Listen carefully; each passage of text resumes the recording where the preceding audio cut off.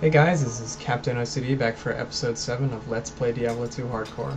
We're in the Claw Viper Temple level 2 looking for the headpiece to the Herodic Staff, and there it is. Go ahead and pick that up. That green Claw Viper there, which Raisin takes out in a couple hits, is actually way more dangerous than it looks.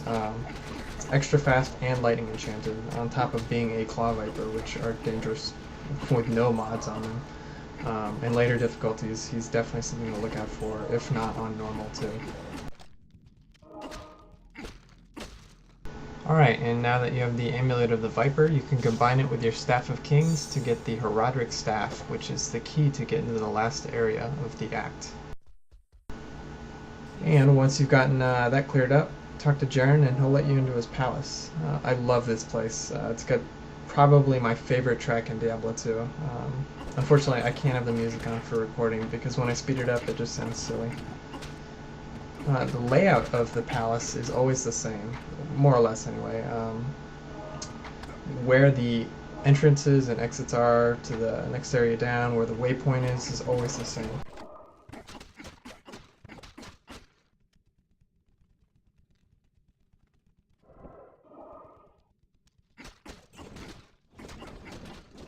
You'll find in Diablo 2 the most dangerous enemies are the ones with bows or ranged attacks of that sort. Not fireballs or things like that, but anything that has a physical component to it, anything that would be compared up against your defense. And the reason for this is, well, mostly because people run around with run-on, so they have zero defense, but mainly because there's a bug where they have double the attack rating that they should have, which is what makes them so dangerous. It's so hard to defend against them. And here we are at the Arcane Sanctuary. This place is really cool. It's pretty trippy. Neat use of the graphics here. It's all an optical illusion. I won't go into detail, but this is essentially a flat plane, but it appears as if it has layers. It's also a great place to be a ranged attacker. You can just sit on the edge of one of these platforms and rain hell on people who are sitting around in clumps together like that. It's a pretty decent experience. I've seen people actually make games specifically to run the Arcane Sanctuary and repeat, similar to Tristram runs or Tomb runs. These incarnations of the vampire are a lot more dangerous than the ones that I showed in Act 1. They possess the ability to cast a firewall spell, and eventually in Act 3 they gain the ability to cast Meteor, so things get really hectic, especially when you're faced up against multiples. They're just one of those enemies that get progressively more difficult as the game goes on. At the end of each of these branches in the Arcane Sanctuary are these chests, assuming you went the wrong way anyway. If you went the right way, you would run into the Summoner, who is what we're looking for. He opens a portal to the second to the last area, as well as shows you what tomb you need to go to. We'll get into that later.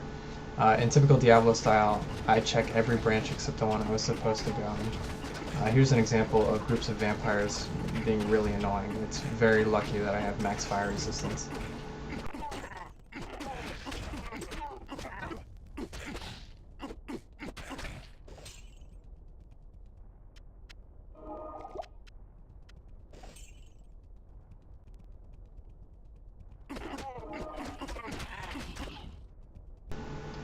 Those blue orb things right there, called lightning spires, cast Nova and Lightning, and are pretty harmless, but in later difficulties, they take forever to kill. I don't know if it's because they have so much HP or they have a ton of damage reduction, but it's super annoying. You're better off just skipping right past them. The Summoner we're looking for is a total joke. He has almost no HP. He does, however, do a pretty respectable amount of damage if he does manage to tag you with one of his spells. So you want to take him down as quickly as possible. If you have leap or teleport, feel free to hop right over to his platform and give him a smack. This is really weird. I tried leaping over and the game doesn't really like it. So I do it a second time and it seems fine that time. Yeah, that was him. I don't know. He dies pretty quick. He's not even really worth mentioning, I guess. That curse over my head is called Weaken. It does exactly what you think it does, lowers your damage. It's not anything to worry about. There are curses to worry about, but we'll be getting into those in Act 4. And I'm sure you know exactly what I'm talking about. So here we are at the Canyon of the Magi. This is where Talrosh's tomb is. There's actually 7 Talrosh's tombs, but only one real one. If you check your quest log for the symbol, in this case the square, you'll be able to find out which one you're supposed to go to. Just look for the proper symbol outside of the tomb and go in that one. This battle's pretty funny. It's a case of the sand maggot's eggs getting out of hand. They end up spawning a ton of young, and the battlefield looks just like pure carnage afterwards.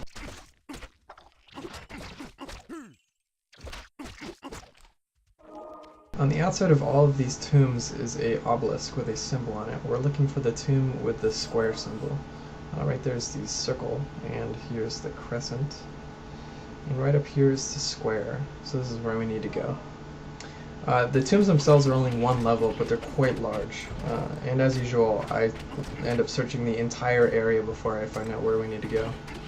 I do a lot of cutting because of this, and also because these are literally the 3 enemies you encounter here. Apparitions, Preserved Deads, and the Steel Scarabs. There's nothing else. This won't always be the case, it just happens to be the monster set that this game spawned with. Right there we get level 23, one more level until Battle Orders, one of the Barbarian's best skills. This is where being a Barbarian really starts to pick up.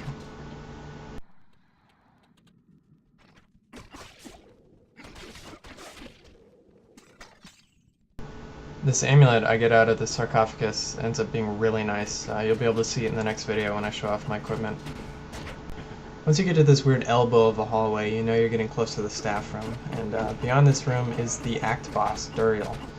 He's quite difficult. A lot of people have a very hard time with him. Because of our equipment and our class choice, it's not going to be too tough at all.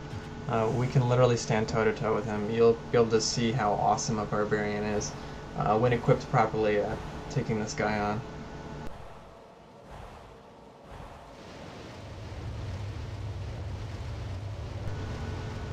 First things first, you want to get Shout Up to increase your defense, and then get his attention over your mercenary.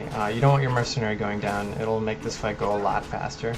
Once you've done that, just hold left click, it's just that easy. Pop a potion if you get down to half. If you're feeling scared, you might use the full rejuvenation, and make sure you keep Shout Up. Other than that, it's pretty much a joke. Most other classes can literally die in a couple hits from this guy. And have to spend the majority of the time running around the room, going back to town, rehiring their mercenary, coming back, etc. Easy as pie.